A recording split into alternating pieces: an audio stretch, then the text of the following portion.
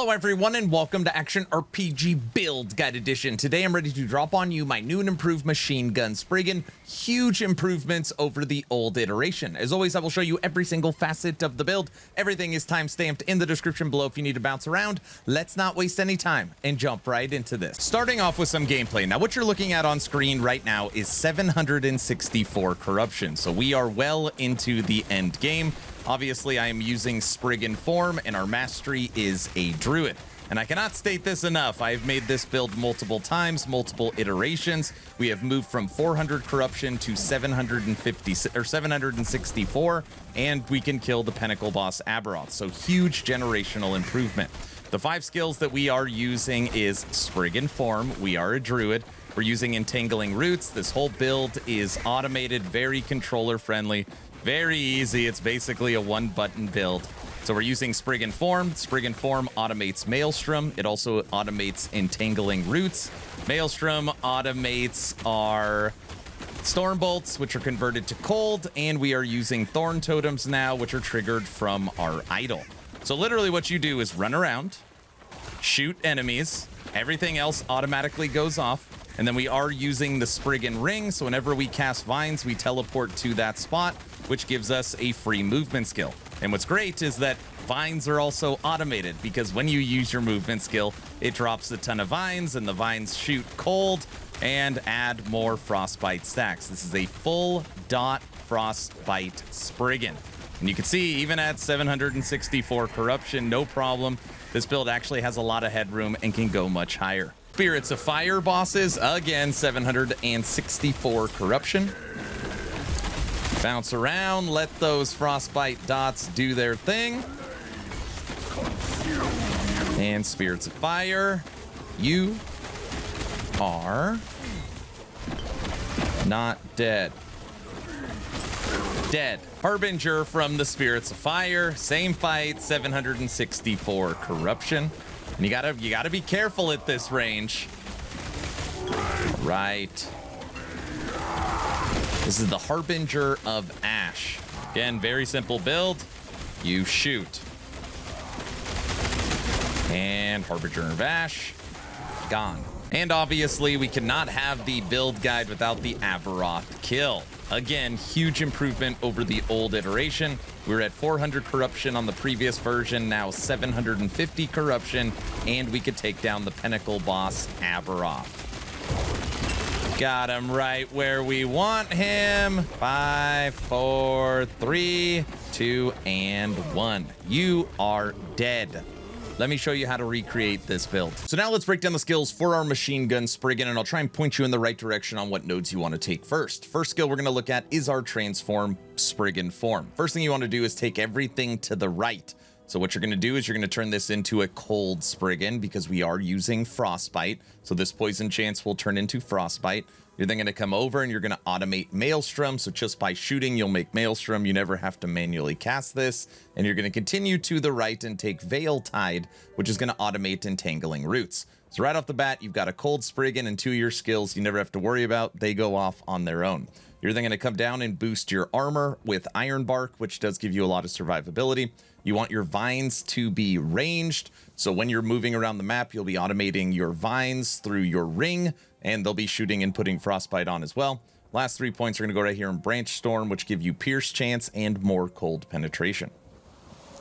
Moving over to Gathering Storm. I really like this skill. Gathering Storm, first thing you want to do is come up and over and turn this into a cold skill. And the shock chance will be Frostbite chance. Next thing you want to do is come to the left and grab Consecrated Storm. This is multiplicative damage for your Storm Bolts. You're then going to come down and get more multiplicative damage, but it's going to consume mana. You have no mana problems with this build. The last points you can kind of freely put wherever you want. I put it on target area and repeat chance. Moving over to Summon Thorn Totem. This skill is also automated through a idol that you have on your gear that I will show you in the next couple sections.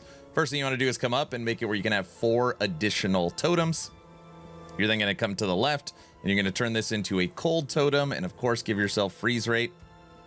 You're then going to come down this way, get double projectile chance and improve your accuracy. Makes a huge difference. Last part, you want to come up. This poison chance, remember, is now frostbite chance. And you're going to take duration. They're going to explode with poison, and they're going to have, explode with cold, and they're going to have more cold damage. Moving over to Maelstrom. Automated skill.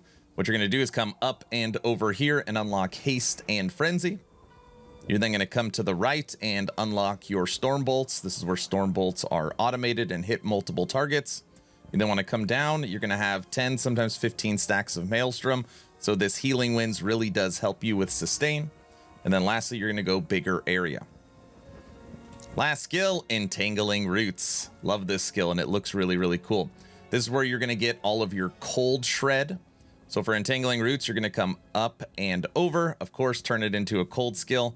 And Roots will add Frostbite. It's also going to give you 500% freeze rate.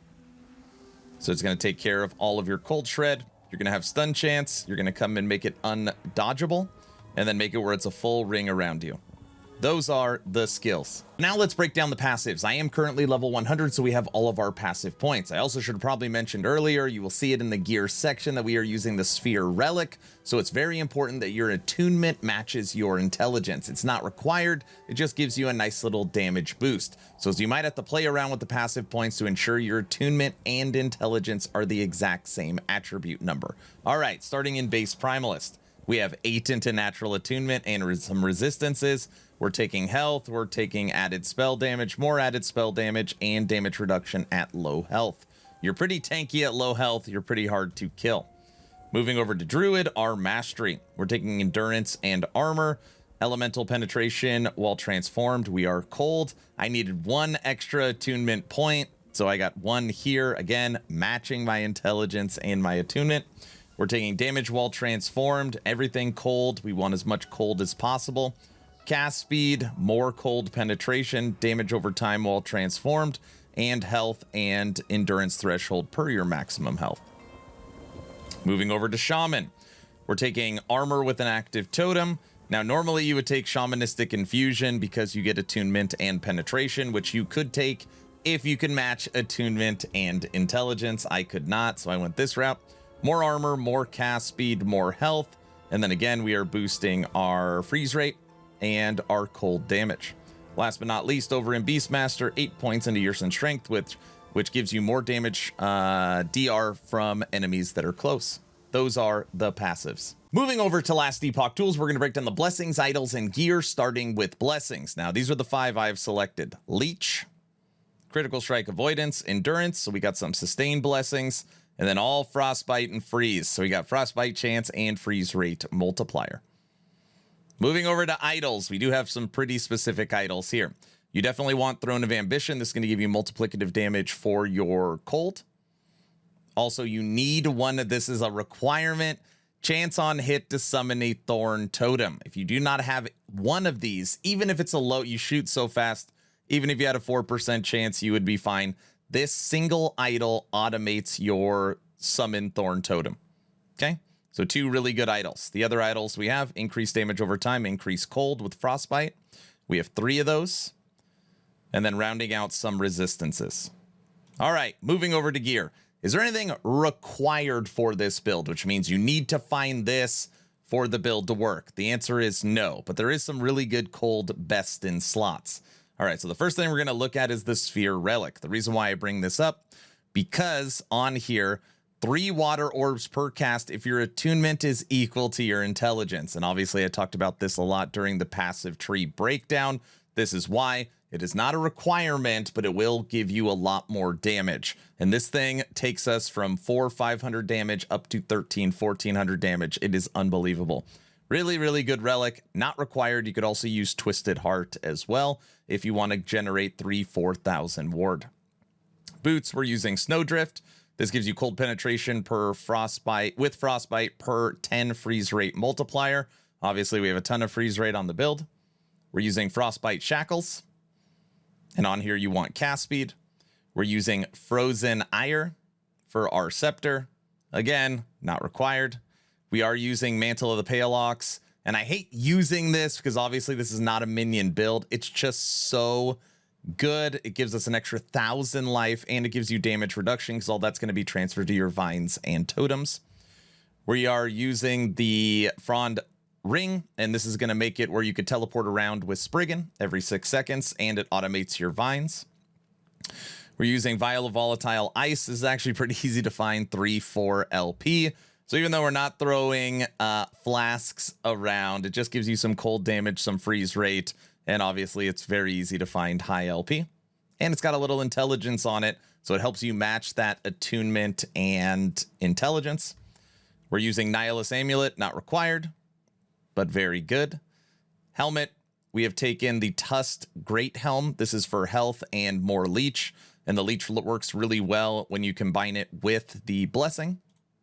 And on here we have freeze rate per chill, damage over time, health, crit avoidance. Last but not least, we've got our belt, and this is cold, elemental damage over time, double health. Oh, and our ring, elemental damage over time, resistance, and health. That is the gear. So now let's talk leveling. And I just want to say this is not a leveling guide, just some kind of tips and tricks to get you going in the campaign. Now, for me, it doesn't matter if I'm a Beastmaster, Shaman, or a Druid. I level the exact same way, and that is actually with Summon Wolves, which is one of the first skills you get as a Primalist.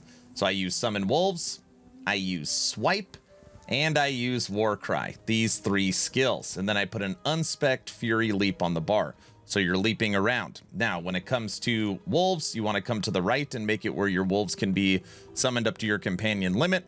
Then you want to come to the left and make it where you have 1 extra wolf and 1 extra companion. All right, to the right and then to the left. Second skill you're going to take is Swipe. And what's important is these 3 nodes right here. This makes it where you could attack quicker. And this node makes it where your wolves can call forth a Spirit Wolf. So as you're attacking with Swipe, you're actually generating Spirit Wolves from your wolf pack, and this all aligns with minion damage. So it's very easy to synergize as you are going through the campaign.